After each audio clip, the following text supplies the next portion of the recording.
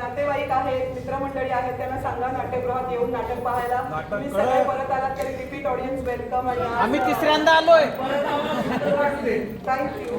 आणि नक्की नक्की नक्की या.